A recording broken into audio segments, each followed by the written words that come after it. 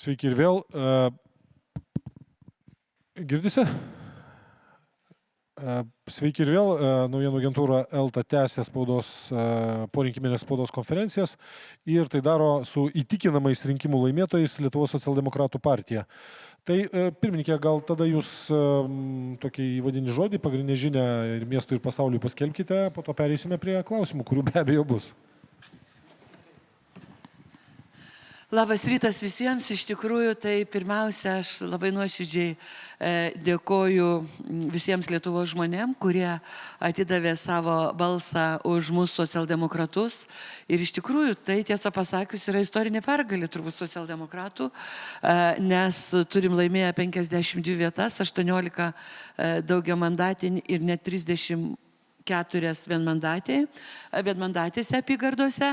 Ir dar vienas dalykas, kad šitie rinkimai parodė, kad socialdemokratų partija yra ne tik regionų partija, bet lygiai taip pat ir didmiesčių žmonės balsuoja už socialdemokratus, nes mes laimėjom net 5 vienmandatės Kauno mieste.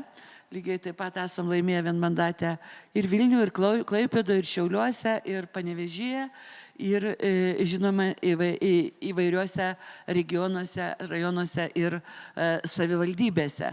Tai dar kartą ačiū ir šitie rinkimai akivaizdžiai parodė, kad Lietuvos žmonės nori pokyčių valdančioji daugumoje, vyriausybei, kad jų netenkino tie sprendimai, kurie iki tol buvo priimti ir tokiu būdu akivaizdžiai parodė ir rinkimai, ir tas didžiulis pasitikėjimas mumis socialdemokratais. Ačiū labai. Tai prašom klausimų. Sveiki, Gailė Ruševičiūtė Mockuvienė, naujienų agentūra ELTA. Pone Vilija, jeigu prezidentas jums pasiūlys tapti premjerę, koks bus jūsų atsakymas? Na, pirmiausia, noriu pasakyti, kad mes turime suformuoti valdančią daugumą. Čia mūsų numeris 1. Tada, kada mes jau turėsime rimtą valdančią daugumą, mes priimsime sprendimus tiek mūsų prezidiume, tiek taryboje dėl mūsų premjero ar premjerės pozicijos. Dabar kitokio atsakymo šiai dienai tikrai nebus. Bet, prieš antrąjį rinkimų turą jūs buvote aiškiai įvardinusi, kad jūs tapsite premjerę. Kodėl tas atsakymas po antrojo rinkimų turo toksai jau nebeapibrėžtas tapo? Na, iš tikrųjų, aš sakiau, kad visą laiką prisimsiu atsakomybę formuojant vyriausybę ir tą atsakomybę tikrai prisimu. Manau, kad Lietuvos žmonių įvertinimas yra didžiulis pasitikėjimas socialdemokratų partija, bet aš tikrai dėkodama žmonėm ir jums tuo pačiu ir visai žiniasklaidos atstovam, kurie tikrai labai daug ir aktyviai dirbo, ypatingai šituose rinkimuose tikrai, tai noriu pasakyti, kad socialdemokratų partija nėra vieno asmens partija. Tai yra iš tikrųjų dar kartą parodė, kad mes esam stiprus, kad mes buvom ir būsim ir kad mes tikrai priimsim tuos sprendimus, kurie yra patys geriausi iš tikrųjų, kurių labiausiai reikia Lietuvos žmonėm ir kur mes geriausiai galėsim įgyvendinti mūsų vyriausybės programą, stabilią valdančią daugumą turėti, tai, man atrodo, yra svarbiausi sprendimai. Jei ne jūs, premjero pozicijoje, tai ar galima sakyti, kad kitos dvi alternatyvos sėdi prie jūsų? Dabar nieko negalima sakyti, sprendimų kol kas nėra. Gal galėtumėt patikslinti? Bus, jie tikrai bus. Ar šiandien po susitikimo? Šiandien jų tikrai nebus. Prašau. Gerai, Dalia Plikūnė, Delfi. Tai dar vienas klausimas, valstiečiai ar liberalai? Į valdančią koaliciją.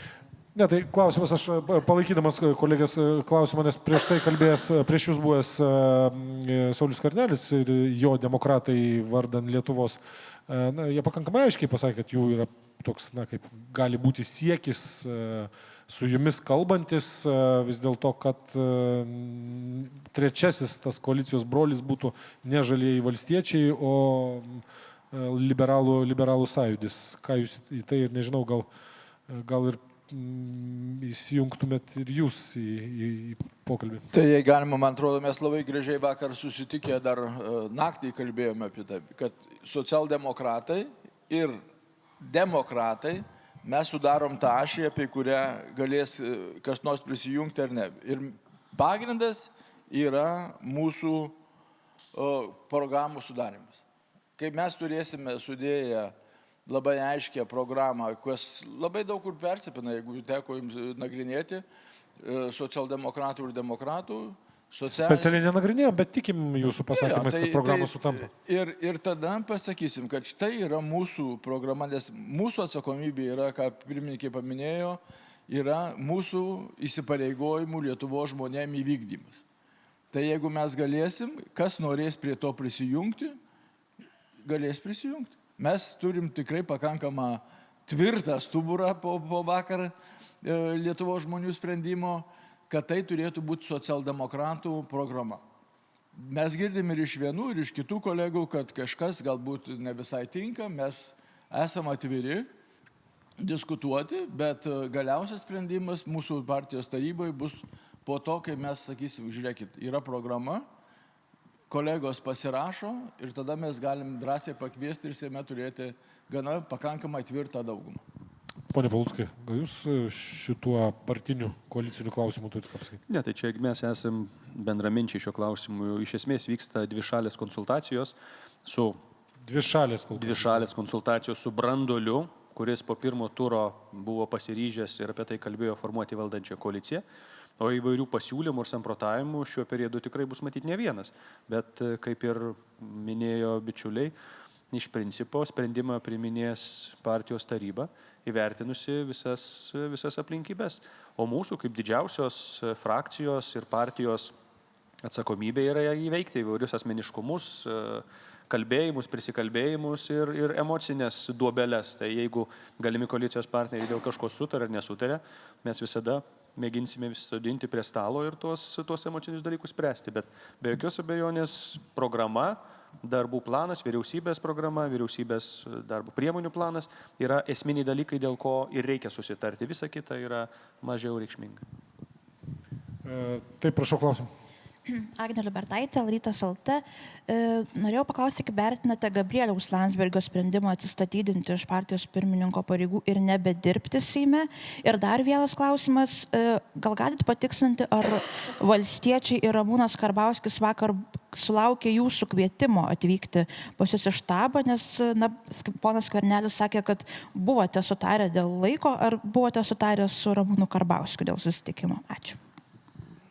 Na, pirmiausia, dėl konservatorių partijos lyderio Gabrieliaus Landsbergio, tai iš tikrųjų matyti kitokio sprendimo ir negalėjo būti, nes akivaizdus partijos pralaimėjimas rinkimuose ir jo paties asmeniškai, kur matyti niekas netikėjo, kad Kauno Žaliakalnį jis tiesiog triuškinamai pralaimės. Tai jis tą atsakomybę prisijėmė, na, šiek tiek gal pasakysiu, gal ir pavėluotai, nes matyti buvo ir ankstesnių rinkimų ir anksčiau, kur sprendimus buvo galima padaryti. Bet čia yra jo asmeninis sprendimas ir daugiau komentarų šiuo klausimu tikrai neturėčiau. Dabar dėl susitikimo su vienais ar kitais galimais koalicijos partneriais mes iš tikrųjų buvom sutarę, aptarę ir susitikom dvišalim konsultacijom. Tas yra, man rodos, normalu.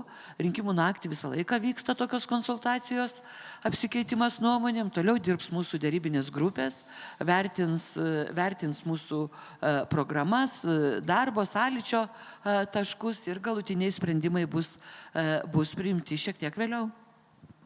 Taip, prašau klausimą. Labas rytas, Simona Vaveriūnaitė iš Delfi. Pone Blinkevičiūtė, turiu klausimą apie tą koalicijos rėmą ar branduolį, kaip jūs sakot, su kuriais dabar vyksta dvišalės dėrybos, kaip suprantu, dar ne vienas bendras stalas. Bet apie tą vieną bendrą stalą noriu paklausti. Žinant Ramūno Karbauskio ir Sauliaus Skvernelio praeitį, nesutarimus, kurie prasidėjo tikrai ne vakar, ne šią savaitę ir ne tarp pirmo ir tarp antro turo, o tęsiasi tikrai ilgus metus. Kaip jūs įsivaizduojate darbo koalicijoje? Taip, jūsų dauguma didelė, jūs stipri, jūs galėtumėt vieną ranką kaip ir valdyti juos, mažieji koalicijos partneriai, ta įtaka didelė, bet tie nesutarimai, kaip jie gali būti sprendžiami, ar jie nepakiš kojos, būtent dar prieš pradedant formuoti valdančią koaliciją, šitie nesutarimai, kurie jau yra?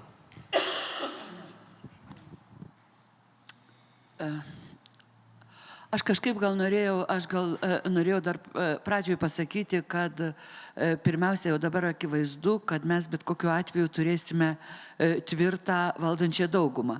Tai čia jau yra didžiulis laimėjimas, tvirtą valdančią daugumą ir tas yra akivaizdu. Antras momentas, kad ta tvirta valdančioji dauguma gali būti iš 3 koalicijos partnerių. Tai irgi, matyt, yra dar vienas didelis laimėjimas. Dėl galutinių sprendimų, aš kaip minėjau, mes apsispręsim mūsų prezidiume, mūsų taryboje. Na, o visumoje tai norėčiau palinkėti, kad vienas dalykas yra priešrinkiminė politinė retorika, kitas yra po rinkimų. Aš tai sakyčiau, kad būtų gerai, kad, na, kažkaip tas bendravimas tiek viduje, tiek išoriškai kažkaip būtų labiau subalansuotas. Aš to linkėčiau visiems. Gali būti visko. Rinkiminis laikotarpis, maratonas buvo ilgas. Labai sunku šiais metais. 3 rinkimai. Tikrai aš suprantu, kad politikai, kaip ir rinkėjai, kaip ir žiniasklaida, visa žiniasklaidos atstovus yra, na, įsiaudrinę, gal pavargę. Užsivedę. Ir sunku išeiti iš to užsivedimo būna. Taip, būna. Reikia laiko, žinot, jo. Tai norėtųsi tikėti, kad jau viskas tas baigėsi ir galim normaliai bendrauti. Aš labai linkėčiau, kokie sprendimai bebūtų priimti. Taip, prašau dar klausimą. Visgi dar norėčiau papildyti, perklausti šiek tiek irgi tos klausimus apie galimą valdančią koaliciją. Na, gana akivaizdu, kad yra tas scenarijus, kad gali ir nepavykti susitarti valstiečiams ir demokratams, įtampų yra daug. Skvernelis gana akivaizdžiai šneka, kad na, jam artimesni būtų liberalai, kaip artimesnis pasirinkimas. Ar kažkaip atskirai ketinate kalbėti su liberalų sąjūdžiu, na, ar tai kažkaip formaliai gali būti svarstoma kaip formali alternatyva? Na, kol kas tikrai mes tokių pokalbių neturėjome. Mes, aišku, tą aptarsime, turėsime prezidiumo posėdį. Prezidiume bus matyti tie sprendimai priimti vienokie ar kitokie, įvertinę visus sprendimus ir mūsų galimų koalicijos partnerių, tiek valstiečių žaliųjų, tiek vardan Lietuvos partijos, nes jie irgi turės savo atitinkamus partijos formatus, kur bus sprendimai priimti. Ir tada mes visą tai įvertinsime. Kada bus sprendimai ir prezidiumas? Mes šią savaitę prezidiumo posėdį turėsim. Žiūrėkit, taip, rinkimai praėjo, pasibaigė, dar kaip sakydavo Algirdas Mykolas Brazauskas, rinkimus prišneka daug visko politikai, po to viskas kitaip. Į ateitį žiūrint, kurios ministerijos jum yra visiškai esminės, ne? Strateginės, svarbiausios ministerijos, kurias jau, kaip čia pasakyti, tikrai imsit?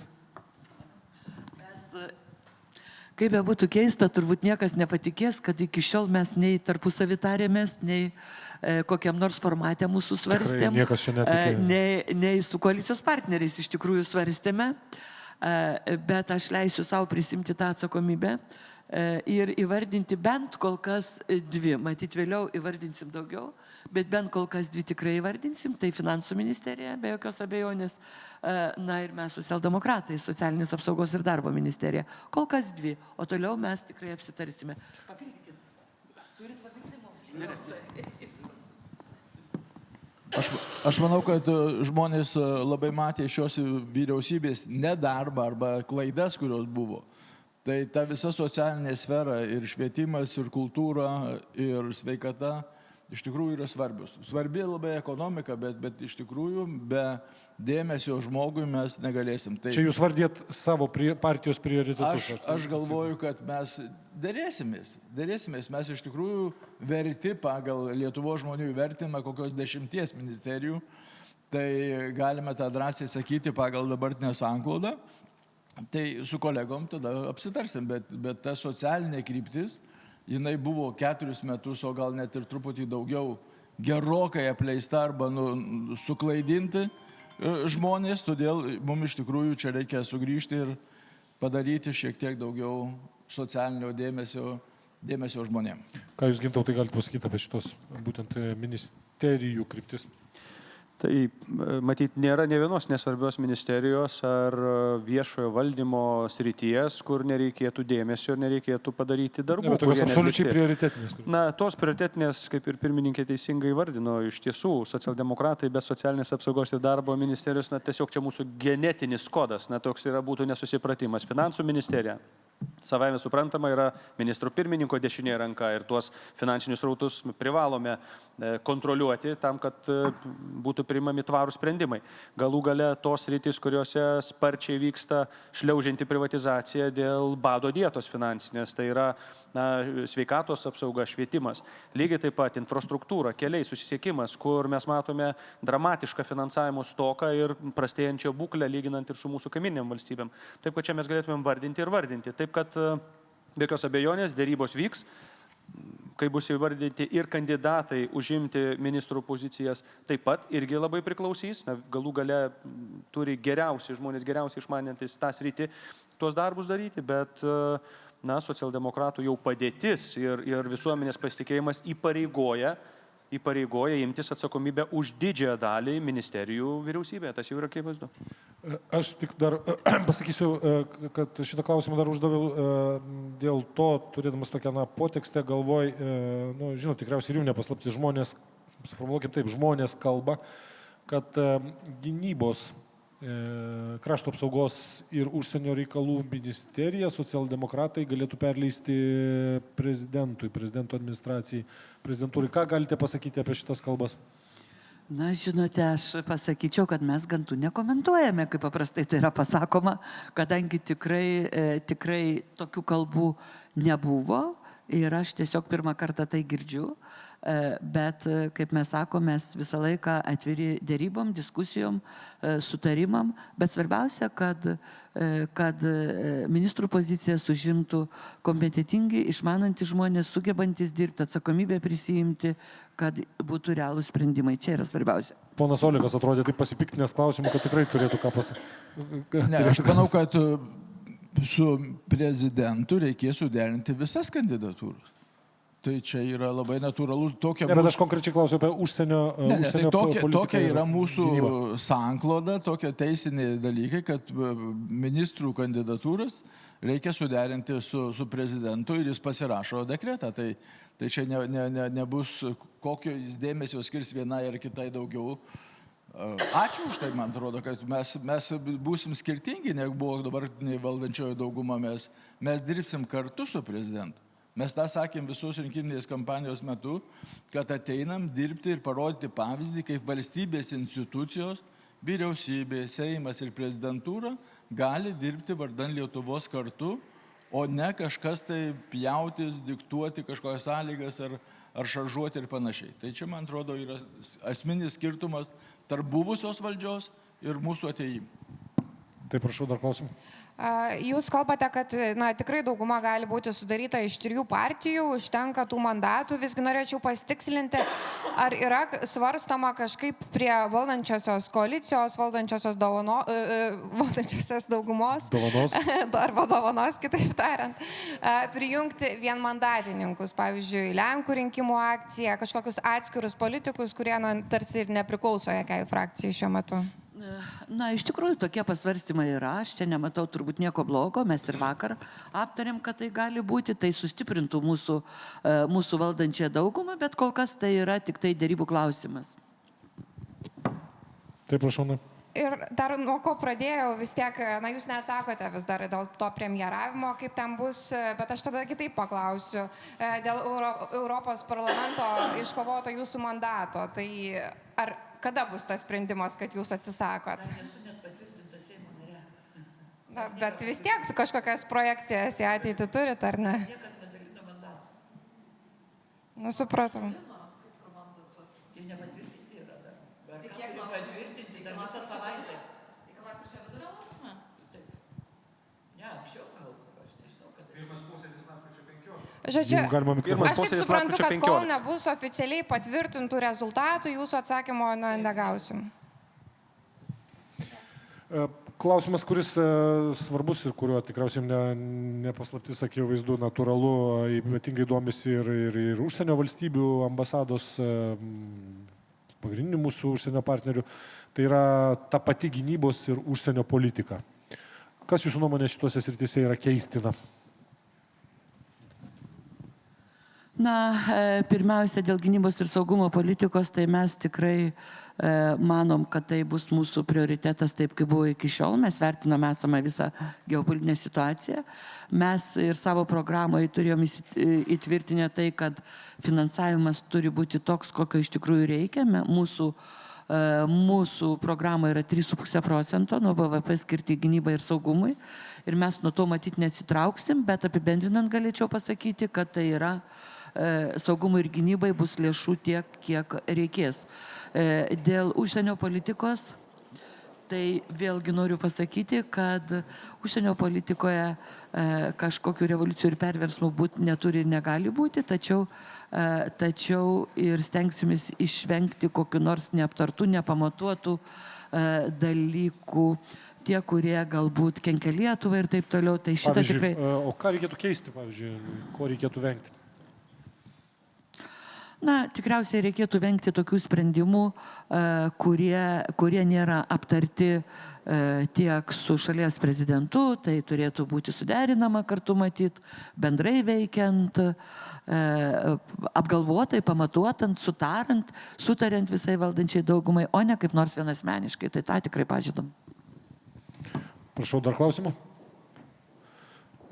Viena iš didžiųjų tų, žodžiu, intrigų buvo galimi socialdemokratų santykiai su Nemuno aušra, Nemuno aušros kažkoks dalyvavimas vienokia ir kitokia forma valdžioje, prie valdžios. Šitas klausimas galutinai uždarytas, viskas išspręsta, nebėra čia nieko kalbėti?